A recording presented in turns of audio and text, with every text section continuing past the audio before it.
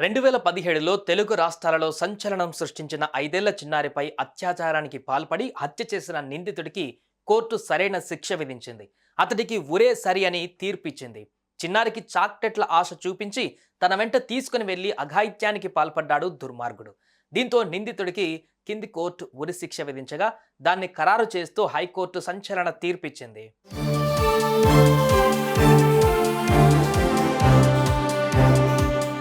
2017లో మధ్యప్రదేశ్ నుంచి దినేష్ కుమార్ అనే వ్యక్తి హైదరాబాద్కు వలస వచ్చాడు.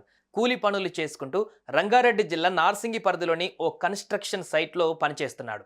ఇతను ఉంటున్న ఇంటి పక్కనే ఒడిశాకు చెందిన ఓ కుటుంబం దిగింది. దంపతులు వారి 5 ఏళ్ల కుమార్తెతో కలిసి జీవిస్తున్నారు. ఈ క్రమంలో దినేష్ కన్ను ఆ చిన్నారిపై పడింది. అప్పుడప్పుడు చిన్నారికి చాక్లెట్ల ఆశ చూపించి బయటకు తీసుకుని వెళ్ళేవాడు.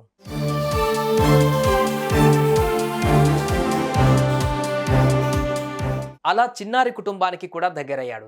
ఈ క్రమంలోనే ఓ రోజు బయట ఆడుకుంటున్న చిన్నారికి చాక్లెట్లు కొనిస్తానని తనతో పాటు తీసుకుని వెళ్ళాడు.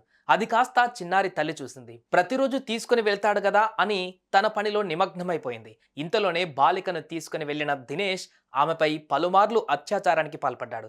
విషయం ఎవరికైనా చెబితే తనను జైల్లో వేస్తారన్న భయంతో అక్కడే ఉన్న సిమెంటు రాయితో చిన్నారి తలపై కొట్టి అత్యంత కిరాతకంగా చంపేశాడు. అనంతరం ఏం ఎరగనట్లు పనికి వెళ్ళిపోయాడు.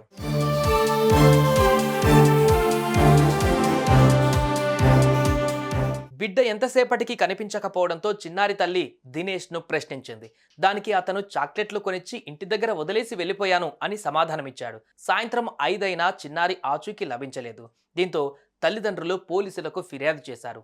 అనుమానితులలో దినేష్ను చేర్చి అతన్ని విచారించగా తనకేం తెలియదని మొదట్లో చెప్పాడు. కానీ పోలీసులు వారి స్టైల్లో ప్రశ్నలు వేయడంతో చేసిన నేరాన్ని ఒప్పుకున్నాడు. తానే చిన్నారిని అత్యాచారం చేసి హత్య చేసినట్లుగా అంగీకరించాడు. మృతదేహాన్ని ఎక్కడ ఉంచాడో కూడా చెప్పాడు.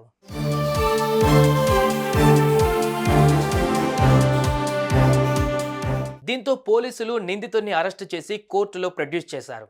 ఈ కేసులో వాంగ్మూలాలు, ఆధారాలను పరిశీలించిన రంగారెడ్డి జిల్లా కోర్టు 2021 ఫిబ్రవరి 9న దినేష్కు ఉరిశిక్ష విధించింది. తీర్పును ఖరారు చేయాలని హైకోర్టుకు నివేదించింది. 2023లో జిల్లా కోర్టు విధించిన ఉరిశిక్షను రద్దు చేయాలని దినేష్ కుమార్ అప్పీల్ దాఖలు చేశాడు. ఇందులో ఇరుపక్షాల వాదనలను విన్న ధర్మాసనం నిందితుడికి ఉరిశిక్ష ఖరారు చేస్తూ సంచలన తీర్పు వెలువరించింది. తెలుగు రాష్ట్రాల చరిత్రలో కింది కోర్టు విధించిన ఉరిశిక్షను హైకోర్టు ఖరారు చేసిన మొదటి కేసు ఇదే.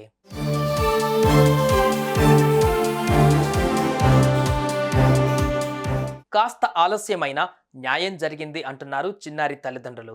అత్యంత కిరాతకంగా తమ బిడ్డను చంపినందుకు సరైన శిక్ష విధించారని అన్నారు.